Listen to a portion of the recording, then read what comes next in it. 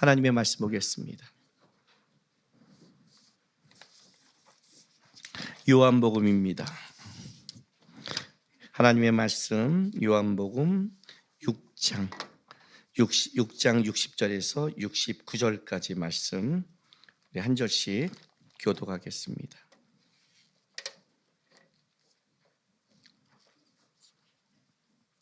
제자 중 여럿이 듣고 말하되 이 말씀은 어렵도다. 누가 들을 수 있느냐 한데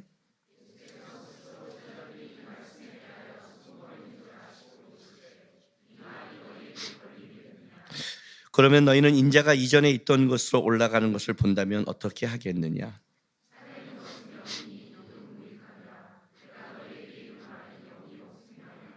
그러나 너희 중에 믿지 아니하는 자들이 있느니라 하시니 이는 예수께서 믿지 아니하는 자들이 누구며 자기를 팔 자가 누구인지 처음부터 아심이러라.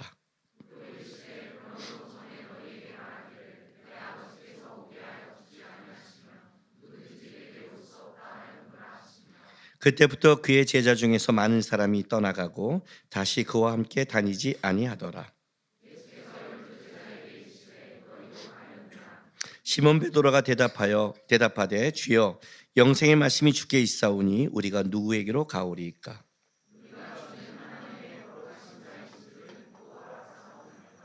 아멘. 올해 우리 교회 표가 그래도 예수 그래서 함께라는 표현을 우리가 가지고 있습니다.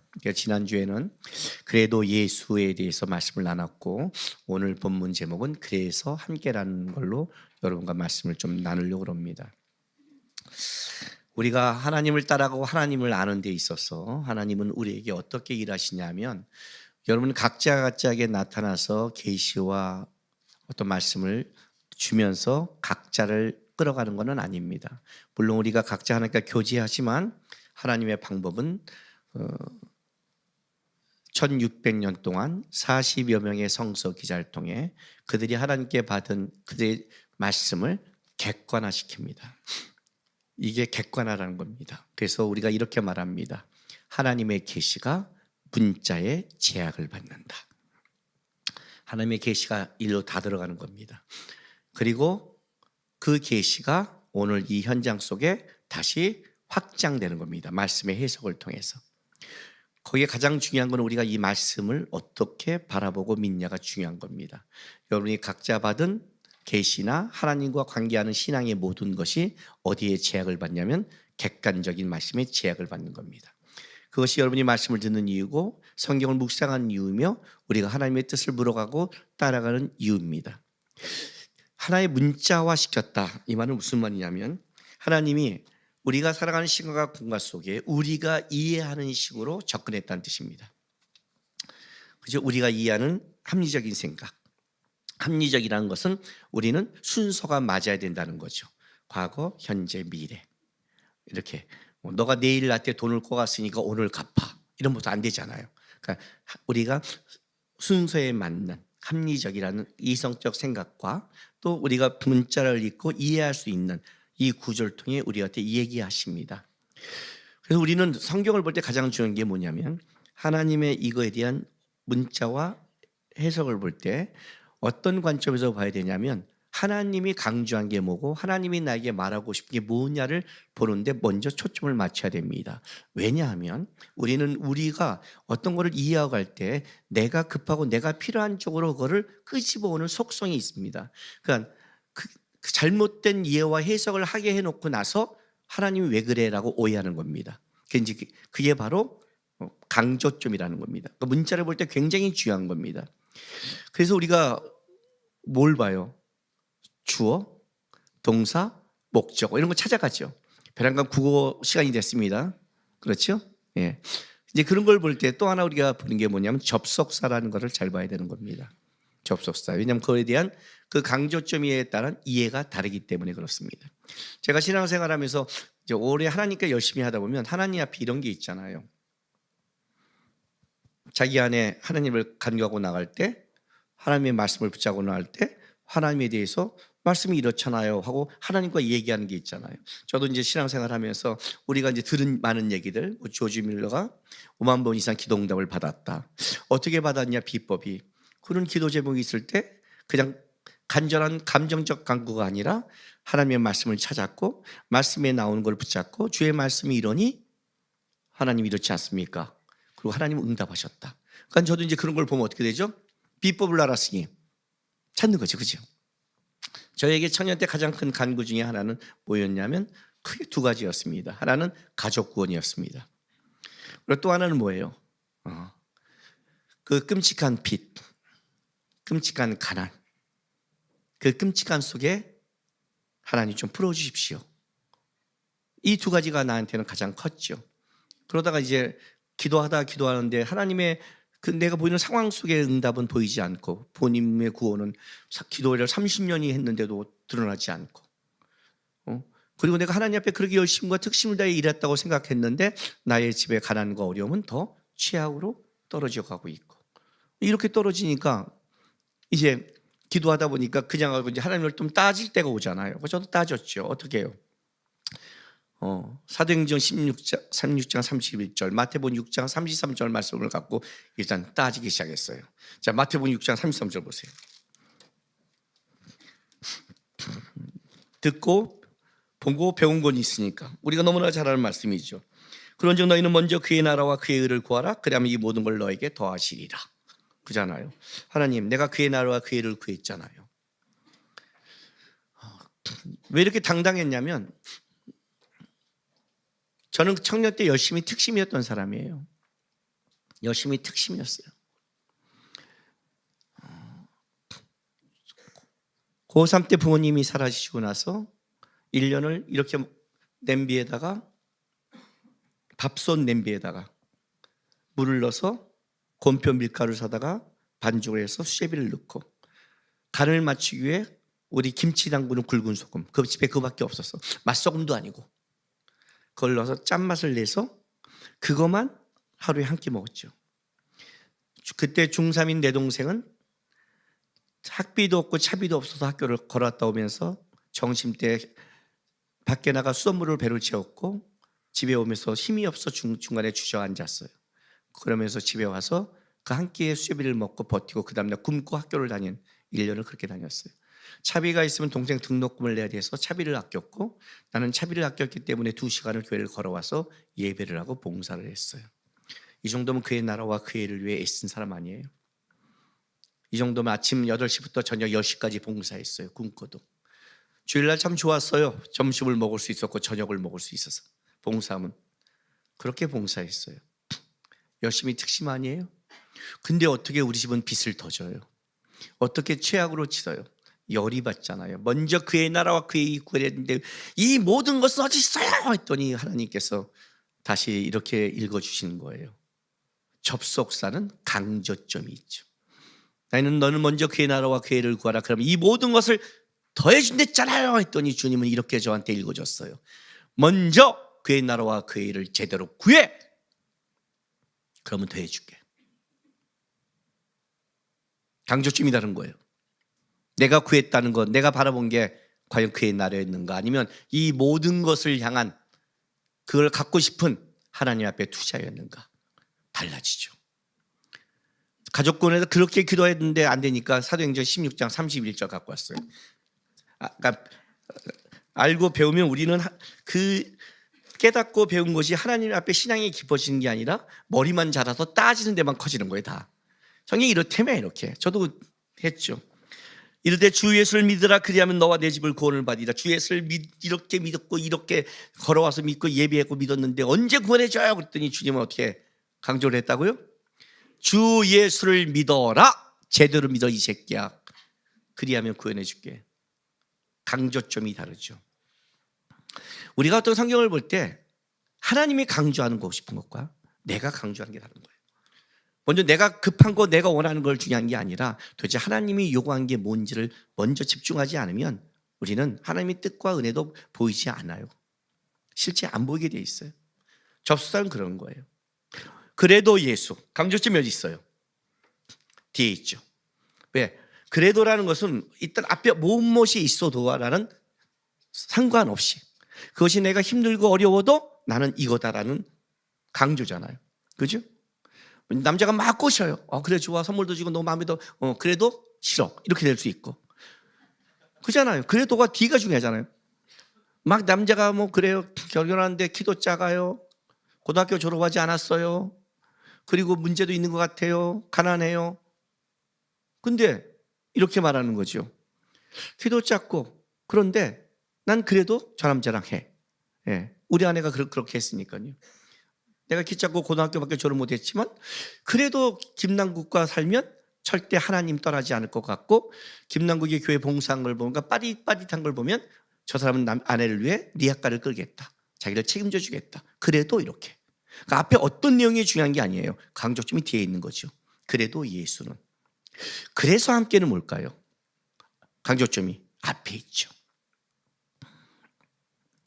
너랑 나랑 성격이 안 맞는 것 같아. 너랑 나랑 문제 있는 것 같아. 상황이 아닌 것 같아. 그래서 헤어지자. 이럴 수 있고. 야, 너랑 나랑 뭐가 잘 맞아. 뭐가 되는 것 같아. 그래서 만나자. 앞에가 있죠. 그래서는. 그러니까 그래서라고 할 때 우리는 앞에 내용이 무언가를 주의 있게 봐야 되죠. 그런데 그래도와 그래서는 우리에게만 있는 건 아니죠. 세상 살아가면서 여러분도 어떤 걸 결정할 때 이것이 우리에게 수없이 벌어지는 사람들의 상황 속의 이야기가 여기 다 담겨 있어요. 믿는 사람이 아니라 안 믿는 사람도 난 그래도 이렇게 할 거야. 난 그래도 내 거 할 거야. 내 뜻대로 살 거야. 난 그래서 이렇게 할 거야. 난 그래서 너와 해. 난 그래서 너랑 안 만나. 이거는 누구에게나 벌어지는 거예요. 그렇다면 그래도와 그래서는 그 내용에 따라 그가 신앙인인가 아닌가를 점검하는 기준이 돼요. 여러분의 결론이 그래도 뭘로 남느냐? 그거에 따라 여러분이 예수님을 따라가는 자냐 아닌 자가 나오겠죠. 세상 사람은 그 그래도가 예수가 아니라 다른 결론을 맺을 거예요. 그 그래도가 자기가 원하는 것, 자기가 꿈꾸는 것, 자기가 바라는 삶. 여러분의 신앙을 생각할 때 항상 점검하는 게 이거예요. 대부분의 사람들은 조금만 정신을 차리면 자기의 신앙을 알아요. 왜? 진짜 내 삶에 그래도 예수인가? 끔찍한 문제를 당해도 그래도 예수인가? 알죠. 어디서 예수가 아닌가 알죠. 그래서 함께인가? 체크해보면 알죠. 그래서 난 누구와 함께 하는가? 나는 그래서 예수와 함께 하는가? 그래서 나는 믿음의 사람과 함께 하는가? 나는 민자와 함께 하는가? 다르죠. 여러분의 삶의 기준이죠. 그죠? 나는 사람을 보는 기준이 딱 두 가지밖에 없어요. 하람이와 하준이한테도 그랬고 많은 사람이 나한테 할 때도 한 두 가지밖에 안 봐요. 왜 이 사람을 만나야 돼? 하나님 사랑하니까. 왜 이 사람을 만나야 돼? 성품이 함께 할 수 있으니까. 이거 뒤에는 나는 사람에게 볼 게 없다고 생각해요. 나머지는 다 변하는 거예요. 그가 갖고 있는 가진 것, 그거는 그냥 사라질 거예요. 그게 그래서의 조건이 된다면, 그래서 함께할 조건이 된다면 그거는 신앙인의 조건이 아니죠. 사실 체크해보면 알잖아요. 근데 우리는 그걸 체크를 안 해요. 왜요? 싫으니까. 예수를 그래도 예수고 그래서 함께한다는 거 한다면 여러분이 내려놓을 게 많으니까, 포기할 게 많으니까. 그래서 그래도와 그래서는 사실은 거기에 뭘 담기냐면 신앙의 내용이 담겨 있는 거예요. 그런데 그 그래도와 그래서가 갖고 있는 내용이 그렇게 만만치 않다는 거예요. 만만치 않아요. 어떤 사람이 그 자꾸 짜질짜질한 문제일지 모르지만 실제 인생을 살아가다 보면 그 그래도라고 고백하는 것. 제가 그래도 예수할 때 여러분과 나눈 본문은 욥기였어요. 그렇죠? 욥이 그의 재산이 다 날아가고 자식 10명이 다 죽어도 그래도 하나님입니다. 여러분은 남는 게 뭡니까? 올 한해 이걸 나눴어요. 그러나 여러분, 욥이 그 마지막 결론이 그가 입술로 원망하지 않고 안 안았더라는 이 고백. 여러분 이 고백을 어떻게 보세요? 아, 원망하지 않는구나, 훌륭하다 이렇게 보십니까? 아닙니다, 여러분. 원망에 담겨 있는 인생의 무게의 크기를 아세요? 여러분 이런 고민 해본 적 있으세요? 왜 하나님이 이렇게까지 하실까? 왜 하나님이 나에게 이런 일을 겪게 하시나? 왜 나에게 이런 일이 생겨? 도대체 내가 당하는 이 원망과 고통이 하나님의 뜻과 무슨 상관이 있어? 우리는 이러잖아요. 하나님의 뜻 안에 있어. 하나님의 뜻이야. 도대체 이 원망마저도 하나님의 뜻이라는 걸 어떻게 받아들일래요?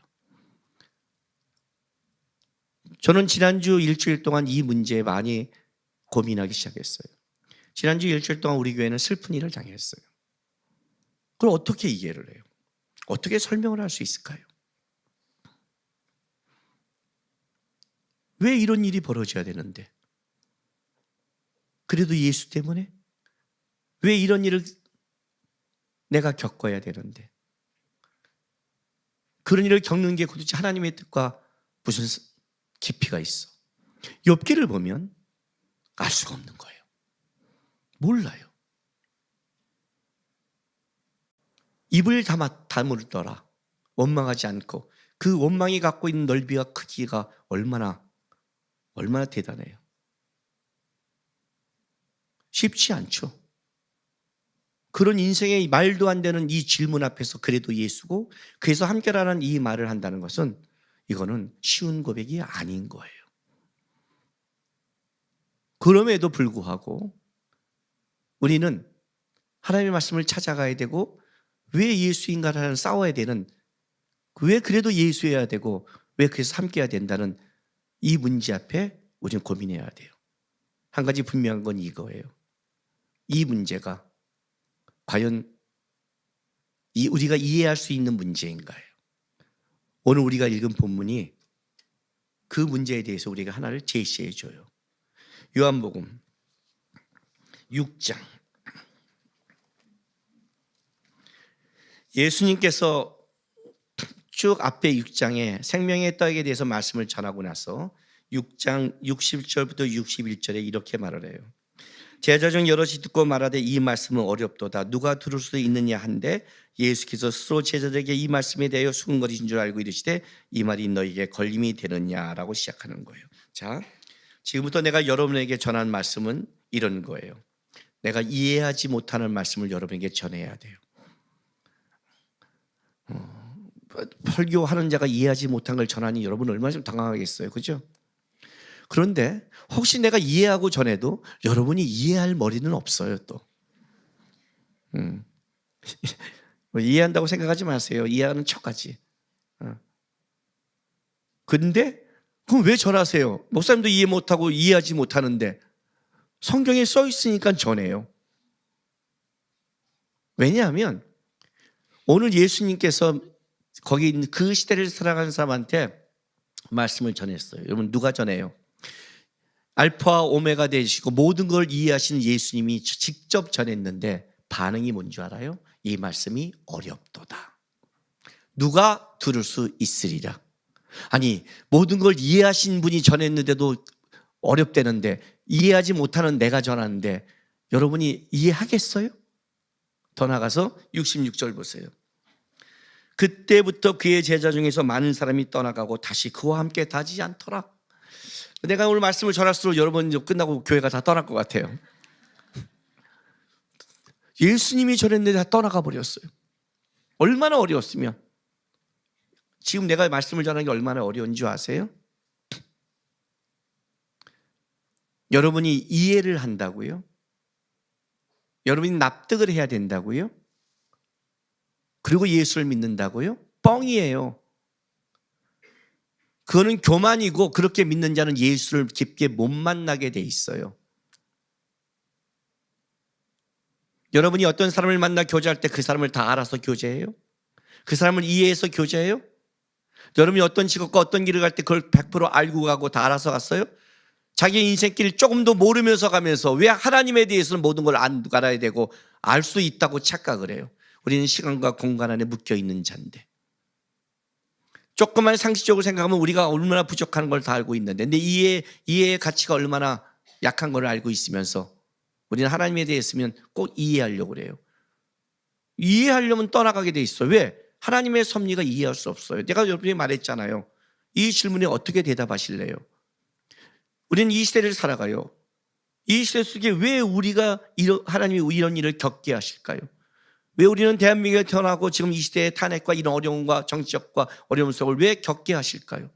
왜 이런 일을 살아가면서 우리는 아픔을 겪고 죽음을 겪어야 될까요? 거기에 어떤 대답을 하시겠어요?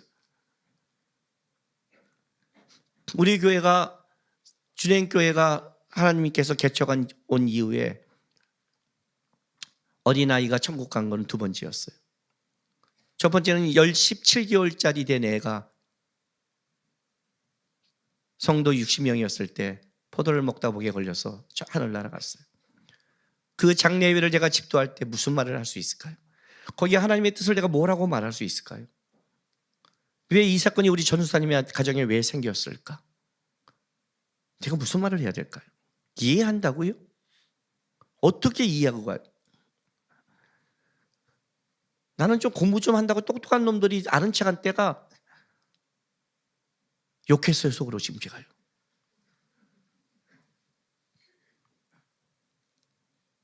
진짜 무식한 거예요. 그러면요. 공부에 책 좀 읽었다 보지 무식한 거예요. 왜냐하면 인간은 자기를 아는 게 깊어지는 거거든요. 사람은 알고 공부하면 공부할수록 얼마나 자기가 무지함을 알게 되는 거예요. 하면 알아요. 진짜 공부할수록 무지를 아는 거예요. 제대로 안 하니까 지가 잘난 줄 아는 거죠. 이해할 수 없는 거예요. 왜? 하나님이 우리에게 던진 인생이 이해하지 못하는 길을 가고 있는 거예요. 욥이 가장 어려운 점이 이 부분이었어요. 이해하지 못하는 길을 가고 있다예요. 이해하지 못하는 길을 가고 있다. 그러니까 이해하려고 하지 마세요. 지금부터. 어떻게 하면 어떻게 해야 되는가? 하나님이 왜 우리를 문자로 이걸 기록한 줄 아세요? 여러분 이걸 100% 이해하지 못해요. 물론 그 문자를 통해 어느 정도는 여러분에게 깨닫게 해주는 해서 문자를 담았지만 결국은 아무리 가르쳐도 예수님이 직접 가르쳐도 우리의 한계는 알 수 없는 한계를 가지고 있어요. 그리고 말씀을 봐야 겸손이 되고 겸손하게 봐야 하나님이 무엇인지를 그래도 희미하게나 바라볼 수 있는 거예요. 오늘 이 요한복음의 말씀 듣기 전에 요한과 공간복음의 차이점을 얘기해 줄게요. 공간복음은 마태, 마가, 누가를 얘기해요. 이 마태, 마가, 누가와 요한복음은 다른 관점이 있다고 말해요. 어떤 관점이냐면 마태, 마가, 누가는 예수님이 이 땅에 오셔서 살아간 그 생활 속에서 예수님의 삶을 증언하는 거예요. 그래서 시간이나 어떤 사건을 비슷하게 나열해요. 왜냐하면 예수님이 이 땅에 오셔서 살아간 삶 속에서의 복음을 전하는 그 삶을 강조하고 있으니까. 그래서 어디를 가셨다, 어떻게 하셨다 이걸 강조하는 거예요. 그러나 요한은 예수님이 와셔서 하는 그런 시간과 생활이 강조하는 게 아니라 예수가 누구인가를 더 강조를 해요. 예수는 어떤 분인가? 그분이 이 땅에 오셨는데 예수는 우리에게 어떤 의미가 있다는 더 내용적에 더 깊이를 담아요. 그래서 요한복음은 시작부터 달라요. 요한복음 1장 1절 봐요. 시작부터 요한복음은 이렇게 시작해요. 태초에 말씀이 계시니라. 이 말씀이 하나님과 함께 계셨으니 이 말씀은 곧 하나님이시라. 벌써 예수님의 신성부터 시작을 해요. 예수님은 어떤 분이냐? 그는 하나님이었다. 그런 분이다. 그런데 그분이 이 땅에 오셨는데 이 땅은 어떠냐? 어둠이 깨닫지 못하더라. 이 세상은 예수를 이해할 수 없더라. 하나님을 이해하지 못하더라. 빛이 왔는데 빛인지 모르더라가 하는 거예요. 그래서 2장에 가서 요한은 또 이게 설명하는 거예요. 가나의 혼인잔치 얘기가 나와요. 그렇죠? 가나의 혼인잔치는 뭐예요? 인간이 이 땅에서 누리는 가장 행복과 축복이 뭐냐고 한다면 그건 결혼이에요. 그렇게 보는 거예요. 왜? 결혼은 자기가 물론 끔찍하게 하는 사람이 가끔 정략적으로 있지만 대부분은 자기가 사랑하는 사람과 함께 먹는 가장 축복이고, 우리가 알다시피 결혼식은 뭐예요? 그때 돈도 시간도 마음도 끌 수 있는 가장 좋은 시간이잖아요. 그렇잖아요. 그렇죠? 저는 그래서 요즘 제가 주례할 때 절대 못하게 하는 게 있어요. 이런 사람 결혼 딱 끝나고 신혼여행 어디가? 그러면 기도원으로 간대요. 왜? 처음을 하나님께 드리고 싶대요. 나는 정신없는 자예요, 걔는. 그냥 목사가 돼. 선교사가 되고, 뭐 치사하게 뭐 신혼여행 일주일만 드리려고 그래. 그냥 평생 드려. 아주 그때는 신앙인 것처럼 해요. 왜 희생을 여자가 하고 희생을 남자가 해요? 먼저 우리 중에 그런 사람이 있으면 회개하세요. 저는 요즘 뭐냐면 결혼식 가면 신혼여행을 가려면 좋은 데 가라고 그래요. 왜? 그때가 유일하게 어디서나 직장에서나 시간을 비울 수 있고 돈을 좀 써도 이해받을 수 있는 때예요. 그때가 유일해요. 유럽 가서 크루즈 타든지 뭐 하든지. 그리고 신혼여행 가도 제가 뭐라는 줄 아세요? 인생 계획 짜지 마 그래요. 인생 계획 짜면 싸워요. 미친 듯이 놀아. 나중에 얘랑 헤어지고 싶을 때 와 이렇게 내가 미친 듯이 놀았던 사람이야? 할 만큼 놀아가 해요. 왜? 인간이 갖고 있는 이 땅에서 누구나 축복해주고 누구나 그때는 인정해주고 우리도 행복하며 그때 시간과 물질을 써도 괜찮게 인정받는 인간의 가장 큰 축복이라면 그게 결혼이에요. 이 장에 그걸 가지고 노는 거예요. 근데 그 결혼식에 뭐예요? 포도주가 떨어져요. 그렇게 준비했는데 그렇게 했는데 인간의 가장 큰 행복마저도 그들이 완벽하게 준비하지 못한다가 가나의 혼인잔치인 거예요. 거기에 누가 들어가요? 예수가 들어가는 거예요. 인간은 행복을 만들어낼 수 없다예요. 3장에 가서 뭐가 나올까요? 니고데모가 나와요. 니고데모는 좀 더 본질적인 질문을 해요. 물과 성령으로 거듭나지 아니하면 안 된다고 얘기를 해요. 우리가 어떻게 거듭납니까? 어머니 뱃속으로 들어야 됩니까? 안 된다. 고민인 거예요. 어떻게 우리는 새롭게 되는가? 육에 묶인 사람들 속에 소망이 있는가? 없다. 예수로 말미암아 거듭나지 않으면 우리에게는 소망이 없다. 여러분의 인생 속에 행복을 쫓고 새롭게 되고 싶은 욕구가 있어도 될 수 없다. 맨날 여러분 스스로 결단하고 여러분 스스로 하고 내가 잘해줄게 해도 할 수 없다. 사람을 고를 때 가장 중요한 게 뭔지 아세요? 저는 그래서 신앙을 봐요. 우리 아내와 결혼할 때 제가 이런 말을 한 적이 있어요. 우리 아내 예뻤어요. 이거를 이런 반응 보이면 안 되는데. 그리고 여러분 우리 아내를 봤기 때문에 아멘을 해줘야 되는데. 우리 아내 예뻤어요? 아 이러면 예뻐요? 큰일 날 뻔했네. 내가 지금 갈 뻔했네요. 그죠? 과거형을 쓰다니.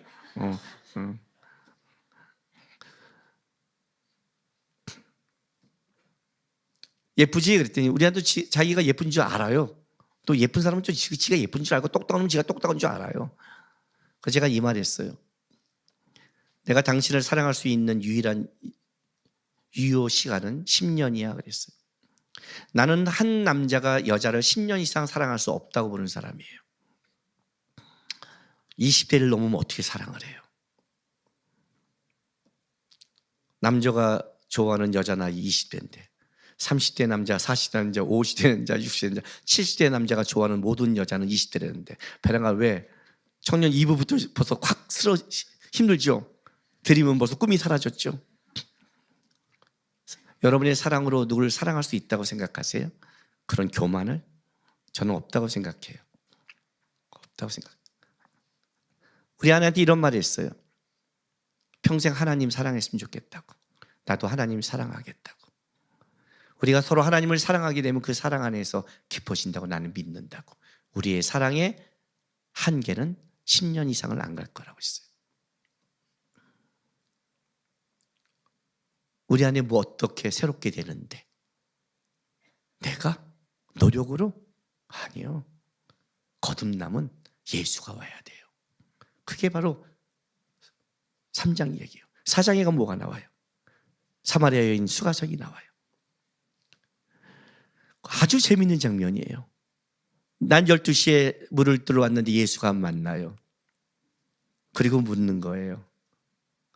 물에 대해서 얘기해줘. 목마르지 않는 물 주십시오. 남편을 데려와라. 없습니다. 그렇지. 5명 있어도 그것도 아니었지 그래요. 이게 무슨 말이에요 여러분? 그 여인이 남편 5이 생긴 붓을 뭘 상징해요? 와, 남자에게 환장한 여자냐? 아니에요, 여러분. 그건 그런 부분이 아니에요. 그 정도의 남자에 미쳐서 아무 생각 없는 여자라면 예수가 가지 않아요. 이 여인은 목마름이 있는 여자였어요. 어떤 목마름? 5명의 남자를 만나도 위로받지 못한다는 걸 아는 거예요. 제가 우리 보아스 결혼한 사람들이 이렇게 말을 해요. 야, 내가 이 여자 안 만나고 다른 여자 만났으면 똑같았어요. 5번 살아보면 여자가 얘기했잖아요. 바꿔봐도 아니더라. 이 여자의 증언이에요. 위로받지 못하더라. 결국 세상 사람에게는 위로받지 못하더라가 이 여자의 말이에요. 목마르더라. 목마르더라. 내가 이 남자 안 만났으면 다른 남자 만나면 뭘 똑같죠 뭐. 지가 변화 안 됐는데 뭐가 되겠어요. 살아본 사람의 말을 들으세요. 살아봤잖아요 이분이요. 그죠? 안 되더라. 안 되더라. 근데 영과 진리로 예배할 때가 오느니 곧 이때라. 그가 하나님을 예수를 만나고 예수 안에 왔더니 다시 사마리아성에 뛰어갈 수 있는 회복이 벌어졌어요. 그 얘기를 하는 거예요. 어디서 위로를 받을래? 왜? 한 날 더 먹으니까 한 살은 나이 더 먹었는데 내 옆구리가 허전하다. 허전하세요? 가장 좋은 애인 소개해 줄게요. 위로는 안 되겠지만 예수라는 애인이 있어요. 그놈의 애인 참 그렇죠? 안 되죠? 인생의 예수가 안 되죠? 근데 요한은 그 얘기를 하는 거예요. 누구한테 세상에 위로가 있다고 생각하니? 세상에 어디 가면 너를 만족시키는 사람이 있다고 생각하니? 살아보고 안 되더라. 그 여인이 있더라. 그 얘기를 하는 거예요. 5장에 가면 뭐가 나온지 아세요? 요한은 또 이렇게 생각해요. 베데스다 못에 갔더니 어떤 안진뱅이가 앉아 있어요. 못 일어나요. 예수님이 가다 물어요. 왜 그러냐? 저 못에 천사가 내려오면 제일 먼저 들어간 사람이 낫는다는데 나는 방법을 알고 있는데 나를 데려갈 한 사람이 없습니다. 나를 빨리 데려갈 나를 고친 이 세상에 한 사람이 없습니다. 요한이 이렇게 말하는 거예요. 그 한 사람이 네 앞에 있다. 예수예요. 그게 예수라고 얘기해요. 그 예수가 뭘 얘기하는 거예요? 데려다 주는 게 아니라 내가 너로 걷게 한다는 거예요. 예수가 아니면 방법이 안 되고 내 인생에 이렇게 되면 행복하는데 그 행복을 찾아갈 수 없고 예수가 아니면 일어설 수가 없더라. 그 요한복음 5장 이야기예요. 요한은 계속해서 요한복음이 뭘 얘기하면 그 얘기를 하는 거예요. 이 땅에 오셔서 공간복음 속에 살아가신 예수, 구원과 십자가 영광을 이루는 그 예수가 어떤 분이냐. 그 예수 없이 니네 안에 혼인잔치 행복을 만들어낼 수 없고 예수 아니면 거듭날 수 없고 예수 아니면 위로받을 수 없고 예수 아니면 일어날 방법이 없더라를 얘기해요. 그리고 요한복음 6장으로 들어가는 거예요. 그 예수가 사복음서에 다 기록한 오병이어의 기적을 일으켜요.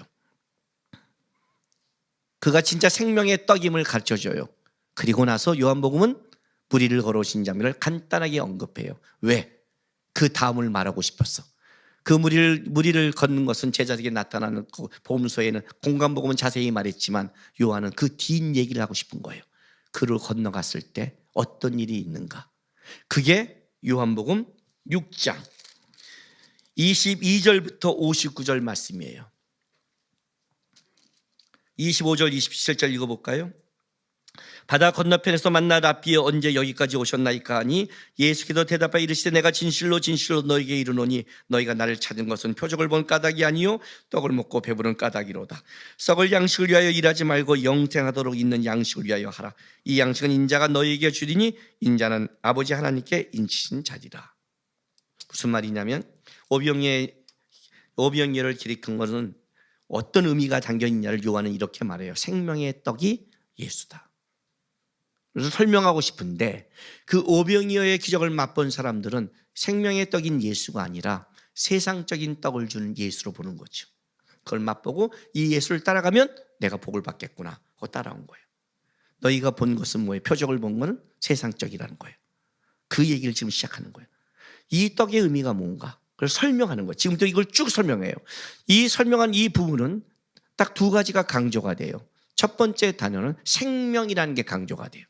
그러니까 여러분이 이 6장 이 생명의 떡을 볼 때 계속해서 읽어야 될 게 뭐냐면 생명이 강조되고, 두 번째 강조되는 게 뭐냐면 그 생명은 예수와 함께한 연결됨을 강조하는 거예요. 그 안에는 그렇지 않으면 생명이 없다는 거예요. 보세요.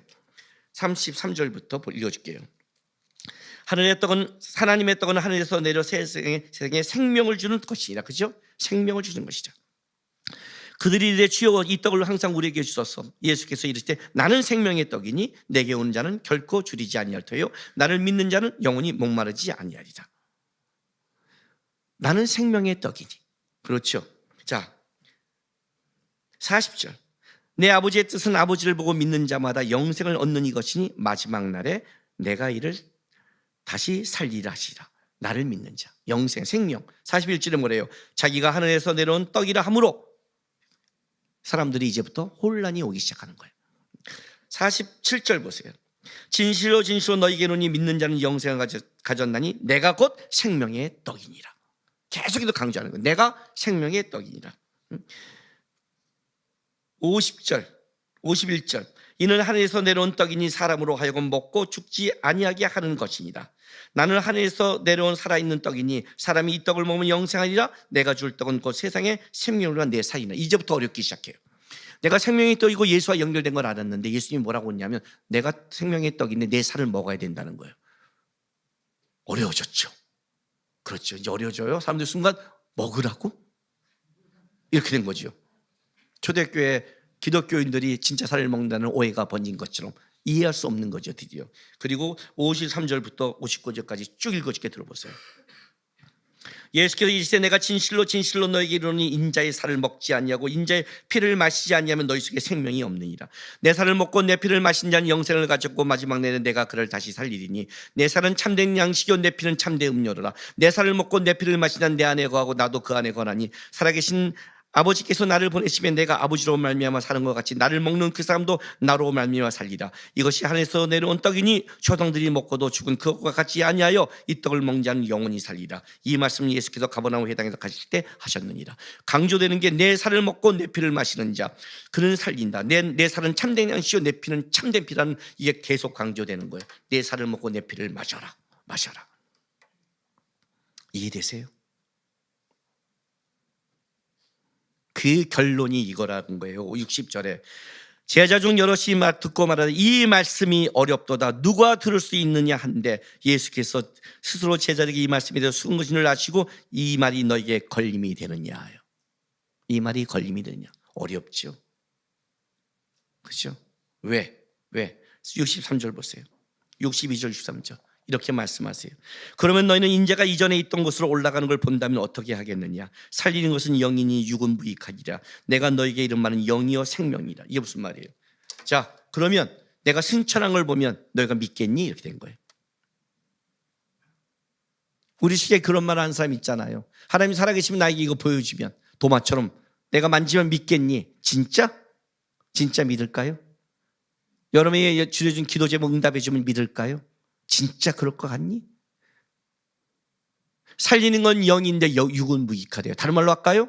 육의 눈으로 어떻게 영적인 걸 네가 안다고 그래? 그거부터 잘못된 거예요. 육의 눈으로 어떻게 하나님을 알아요? 출발점이 잘못됐는데 어떻게 알아요? 알 수 없다고 얘기하는 거예요. 이 말이 어려운 거예요. 걸림이 되는 거예요. 이게 문제가 된 거예요. 여러분 예수의 살과 피를 먹고 계십니까? 예수의 나의 살을 먹고 내 피를 마셔야 산다고 그럽니다. 이 말을 어떻게 할까요? 오늘 이 시대를 살아가고 이 시대에 영적으로 소생하는 사람이 갖고 있는 모든 사람들은 이 말의 의미를 압니다. 오늘 난 예수와 함께 죽었고 예수와 함께 산 자입니다. 갈라디아서 2장 20절처럼 나는 오늘도 예수의 몸에 거하고 예수와 나와 하나인 겁니다. 아세요? 여러분 중에 지금 이 안에 영적으로 소생하는 모든 자는 예수의 피와 살을 먹고 마시고 살아가는 자들입니다. 이걸 먹고 마시지 않는 자는 오늘 영적으로 살아갈 수 없습니다. 이걸 어떻게 설명할 수 있을까요? 그러니 예수를 믿지 않고 모르는 자들은 맨날 이렇게 말하죠. 그게 뭔 말이야? 하나님이 살아있으면 어떻게 되는 거야? 우리는 이 질문밖에 못하는 거예요. 왜? 육적인 눈밖에 안 보는 거니까. 겸손하지도 않고 따라가볼 생각도 않고 믿어보지도 않고 쫓아가오지도 않아요. 우리는요. 앞서간 사람이 있는데도 안 가요. 자기 부모가 갔는데도 안 가요. 자녀가 얼마나 교만하면. 부모 말도 안 믿어요. 부모의 만난 하나님도 못 믿는 거예요. 알아요? 육의 눈은 영과 다른 거예요. 한 집안의 원수라고 그랬어요. 아비나 어미가 시험에 불화. 왜? 영적인 거는 아무리 갖고 있는 혈육도 이해하지 못하는 거예요. 예수와 연결되지 않는 거는 볼 수 없다고 얘기하는 거예요. 지금 이 얘기를 지금 풀어주고 있는 거예요. 어렵죠. 어렵죠. 그 결론이 딱 이게 나오는 거예요. 이 결론이, 자 66절 보세요. 그때부터 그의 제자 중에 많은 사람이 떠나가고 다시 그와 함께 다니지 아니하더라. 예수께서 12제자에게 이르시되 너희도 가려느냐? 시몬 베드로가 대답하되 주여 영생의 말씀이 주께 있사오니 우리가 누구에게로 가오리까? 우리가 주는 하나님의 거룩하신 자인 줄 믿고 알았사옵나이다라고 베드로가 고백해요. 여기 이 67절 68절에 여기는 원문은 사실 표현이 반대로 돼 있어요. 반의적 표현을 해요. 어떻게 돼 있냐면 주여 우리가 누구에게로 떠나갈 수 있으리까? 당신이 영생의 말씀을 가지고 있습니다. 우리는 떠나지 않습니다 라는 걸 먼저 얘기해요. 자, 이렇게 묻는 거예요. 내 살을 먹고 내 피를 마신 자만이 내 안에서 살 수 있다. 이해하지 못하는 거예요. 어렵죠? 내가 여러분에게 계속 여기서 설교할 때 이렇게 말하는 거예요. 예수 안에 생명이 있습니다. 예수 믿어야 됩니다. 예수 붙여야 됩니다. 어떤 것도 어떤 망도 어떤 어려움도 이해 못하지만 예수 안에 있습니다. 왜 내가 이런 일을 겪어야 됩니까? 왜 나에게 이런 일이 생겨야 됩니까? 왜 내 고통과 원망과 힘듦이 하나님의 뜻과 무슨 상관이 있습니까? 모릅니다. 그건 대답할 수 없어요. 이해하지도 못합니다. 그럼에도 예수 안에 있어야 됩니다. 이렇게 말하는 거예요. 어렵단 말이에요. 그러니 왔다 돌아가는 거예요. 그때 이렇게 예수님이 제자에게 말했어요. 너희도 가려느냐? 여기에 대답을 하셔야 돼요. 너희도 가려느냐? 그때 베드로가 제자를 대표해 이렇게 말해요. 가지 않습니다. 영생의 말씀이 주께 있습니다. 영생의 말씀이 주께 있습니다. 베드로가 하나님의 계획을 알까요? 예수의 계획을 알까요? 몰라요. 베드로는 그걸 본 게 아니에요, 여러분. 하나님의 말씀 안에 생명을 얻었다는 거예요. 생명이 여기 있는 걸 내가 맛봤는데 어떻게 내가 떠나갑니까? 이게 본질적인 신앙의 문제예요. 예수 안에 생명의 걸 맛본 자냐 안 보냐에 따라요. 이건 이해하는 문제가 아니에요.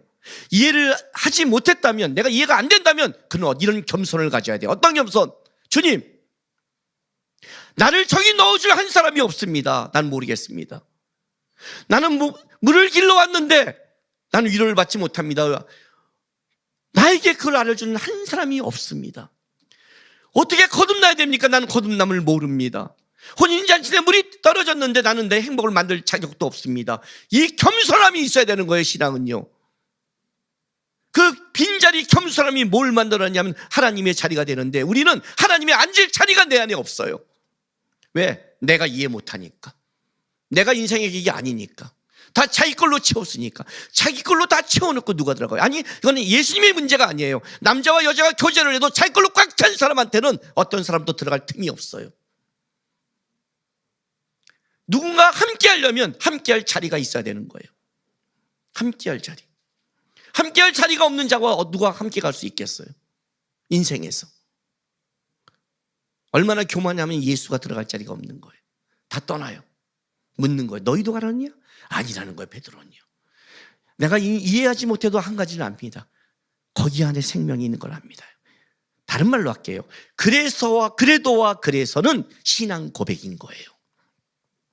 내가 예수를 다 이해해서 그래도 예수입니다.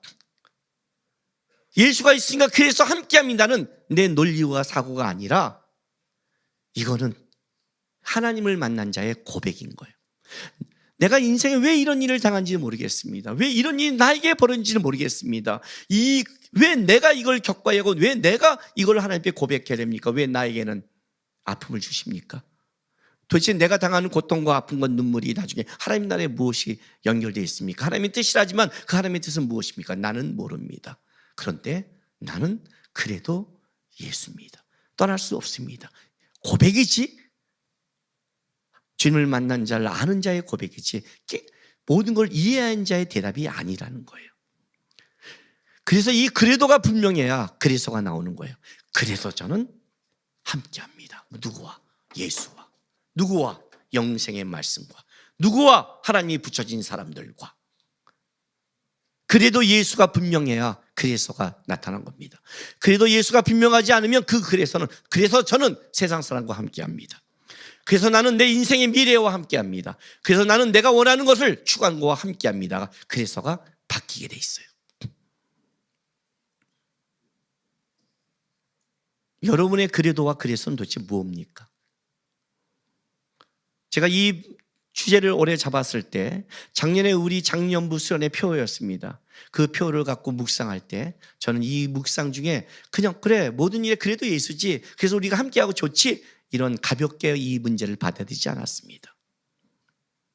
이 그래도 예수 뭘 봤냐면 어떤 것이 있어도 그 앞에, 물론 그때는 그 앞에 그 인생의 무게와 크기를 그렇게 몰랐습니다. 욥기를 보면서 그 그래도가 무서운 거구나. 욥을 보니까 어마어마한 고백이었구나를 알게 됐고,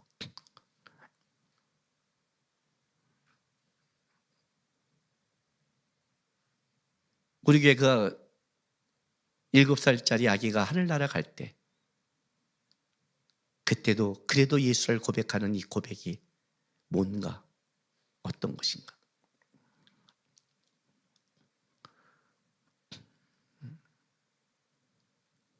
그날 저는 한국에 없었습니다. 외국에 나가 있었어요. 소식을 듣고 밤늦게 통화를 하고 기도했습니다. 이렇게 부탁했어요. 하나님, 원망해도 돼. 슬퍼해도 되고 불평해도 되고 속상해도 돼. 우리 하나님 그거 받을 수 있는 넉넉함이 있어. 괜찮아. 다 해. 다만 떠나지만 마. 그래서 함께 본문을 준비하고 있었는데 그때 제 안에 이 질문이 들어왔습니다. 왜 우리가 이런 일을 겪어야 됩니까? 그 의미가, 그 아이를 데려간 게 하나님 나라에 무슨 뜻이 있습니까? 그게 도대체 하나님의 거룩한 계획과 무슨 연관이 있는 겁니까? 이 질문 안에 저도 답이 없는 거예요. 답을 가질 수가 없어요. 근데 그때 이 말씀을 하나님이 저에게 생각나게 했어요. 그래서 너도 가릴래? 이해하지 못하니까 너도 떠날래? 아닙니다, 주님. 그래도 저는 예수 안에 답이 있다고 봅니다. 이 말씀 때문에 6장 39절 40절 나를 버리신 이의 뜻은 내가 주신 자 중에 내가 하나도 잃어보지 아니하고 마지막 날에 내가 다시 살리는 이것이라. 내 아버지의 뜻은 이들을 보고 믿는 자마다 영생을 얻는 이것이니 마지막 날에 내가 이를 다시 살리리라 하시니라. 그래, 우리가 믿는 것은 이 땅의 것이 다가 아니니까. 그는 살아있고 우리는 만날 거니까. 내가 하나님의 뜻을 아는 것은 이 다음에 천국 가서 알겠지만, 하늘나라 가봐야 내가 그 의미를 알겠지만, 내가 이때에서 하나님 이해해서 주를 예수를 믿은 게 아니었습니다. 주님이 나를 만나서 알았습니다. 지금도 내가 인생을 살아가는데 내가 이해해서 간 적은 없습니다. 나는 예수를 알기에 갑니다. 그 안에 생명 있게 갑니다. 여전히 하나님 그 대답은 똑같습니다. 이해하지 못합니다. 그래도 예수고, 그래서 우리는 함께 할 거고, 우리는 믿음의 사람과 말씀과 평생 함께하며 이 길을 하나님이 걷겠습니다. 예수를 향한 고백이고 예수를 알게 하는 신앙 고백이지 우리의 머리에 이해로 가는 게 아닙니다. 여러분 살면서 이 문제 앞에 계속 부닥치고 우리는 세상 사람한테 질문을 받을 수 있을 겁니다. 대답할 수 없습니다. 우리도 모릅니다. 근데 우리가 아는 게 있습니다. 예수를 아는 것뿐입니다. 거기에 생명이 떡이며 그것이 마지막 날에 산다는 걸 우리는 알고 있는 겁니다. 그 예수가 있기에 우리는 이렇게 고백하는 거예요. 예수와 함께 하겠습니다. 기록된 하나님의 말씀과 여기에 말씀 안에 생명이 있기에 이 말씀을 붙잡겠습니다. 하나님이 함께 붙여준 사람이 있기에 그들과 함께 인생을 살아가게 했습니다. 우리는 세상과 함께하는 자가 아닙니다. 세상 속에 들어가 세상 속에 일어나지만 우리는 그들과 함께하는 자는 아닙니다. 우리는 떠나지 않습니다. 왜냐하면 생명이 주께 있음을 알기 때문입니다. 그래서 함께하는 겁니다. 나는 올 한 해 여러분이 우리가 그래도 예수, 그래서 함께라는 이 표를 그냥 표가 아니라 난 여러분의 신앙 고백이 됐으면 좋겠습니다. 1년 마무리됐을 때 여러분이 어떤 일을 만나도 거기에 대한 대답할 수 있는 말은 없지만 결국 우리의 마지막 말의 모든 공통점은 그래도 예수고 그래서 함께 달려왔습니다.